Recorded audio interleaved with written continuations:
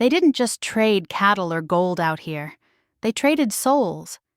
He didn't come into town hunting trouble, but when he saw her on that splintered platform, wrists bound, eyes emptied to dusk, something inside him shifted course. He lifted his hand, called the bid, and the saloon went still.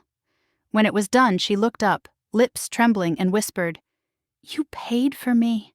Now do it." What the rancher chose next would carve both their lives forever. If you believe the Wild West still carried hearts beating under dust and gun smoke, hit like and subscribe. This one cuts deep. The saloon at Dust Creek swelled with sweat, cigar haze, and rough laughter. Men leaned on railings, their boots stomping to the broken rhythm of a half-tuned piano. On a small wooden platform under a lantern's flicker stood a woman, her wrists bound by coarse rope, her hair tangled and face steer with dirt. The auctioneer barked, "Run away, caught outside the border, strong, young, and available." The crowd roared, their grins rotten with whiskey and greed. At the back of the room, a tall man in a long duster coat stood silent. The rancher. His name didn't matter much. Folks called him Gray because his eyes had the same color as the storm clouds that followed him. He'd come to town for salt and grain. Not this. But when he saw her trembling, too thin, too young, too broken, something in him stirred. Bids flew, 10/15th, 20th, then his voice cut through the filth, 50. The crowd turned, stunned. No one offered more. When it was over, the woman was pushed toward him. Her hands shook as she whispered, barely breathing, "You paid for me, now do it." The rancher looked down at her, then cut her bindings loose.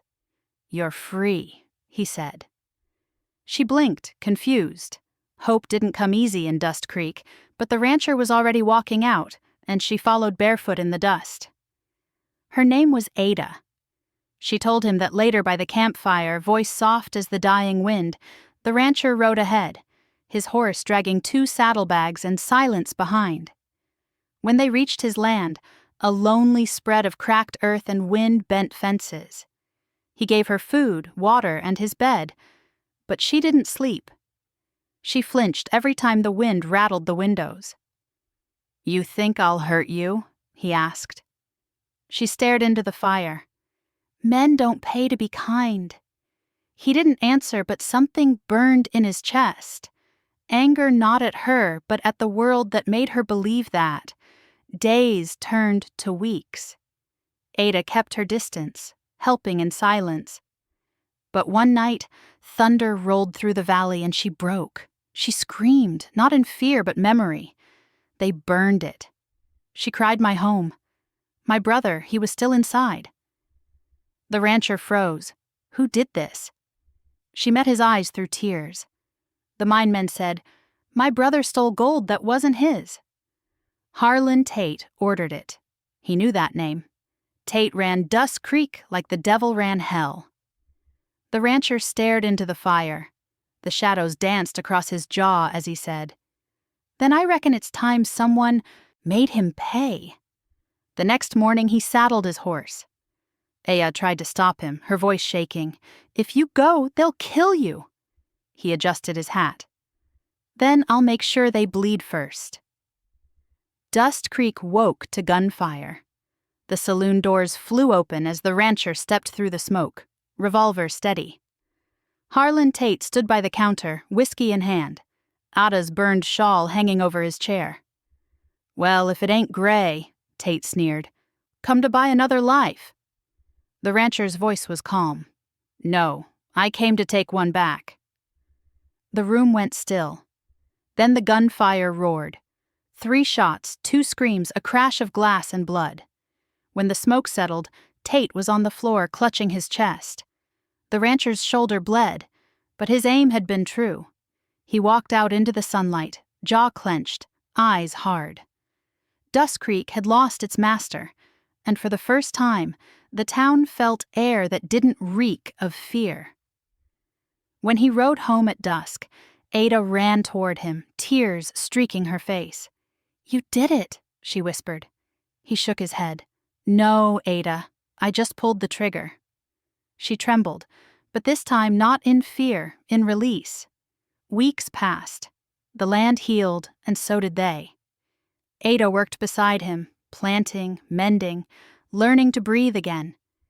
The rancher never asked her to stay, and she never asked to leave.